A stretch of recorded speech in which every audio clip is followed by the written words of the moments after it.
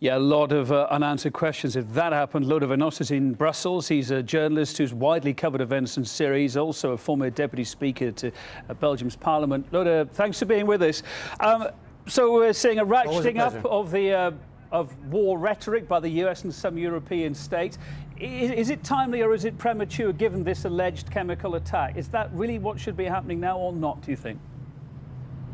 Oh, this is absolutely, totally premature. I mean, if you look at the things that happened in the past with other allegations, this is really a time to keep your head cool and say, let's look at the evidence. And so far, the evidence only points to massive killings by some chemical agent. We do not know who did it. We do not know what kind of agents. This is definitely not the time for such rhetoric. Why is it so difficult to prove who has or not done this? I mean, if you read the papers in a lot of the Western press, I was there a couple of days ago, a lot of pointing fingers at Assad here, but still there's no definite proof, as you're saying. Why, though?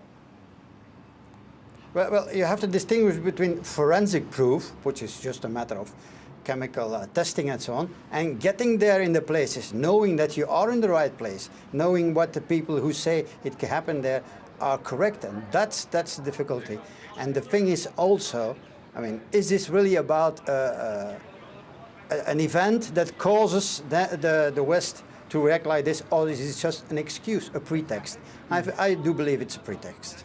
So why not wait then for the legitimate proof? Because you think it's an excuse. Do you think they're going to jump the gun here? Well, they're going to jump some kind of gun. What way, we do not know yet. Let's not forget, first of all, we're talking about a possible different kind of intervention. There is already an intervention on the ground.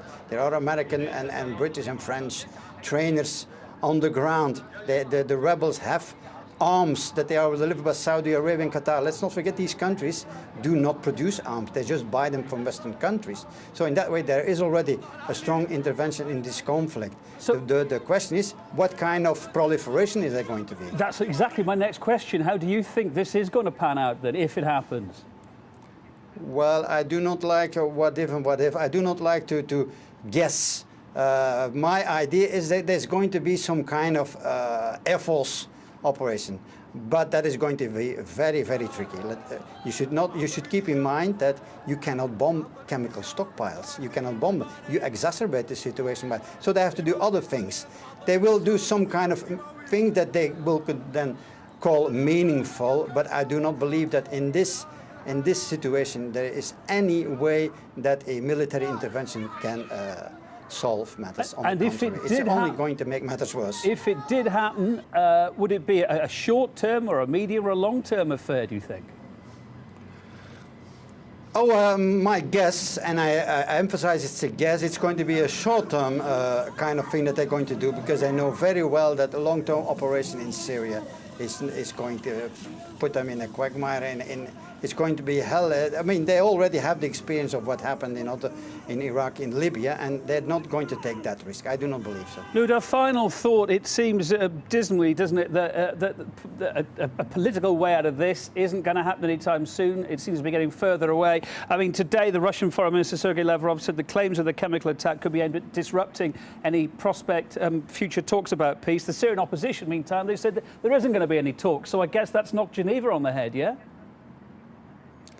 Well, when you say the Syrian opposition, that's not entirely correct. There is also very little talk about the civilian, unarmed, non-violent opposition who are willing to, but are not allowed by, for example, the British and the US to participate. I mean, it's one thing to say we're going to organize talks and then tell your allies, but don't come. I mean, that is just bad faith. And that is what is happening for the moment. Of course, what is happening now is probably like the Russian foreign minister said, some kind of creating a situation that alters the things on the ground. Lode Vanoost, journalist and former deputy speaker of the Belgian parliament, live from Brussels there. Thank you very much.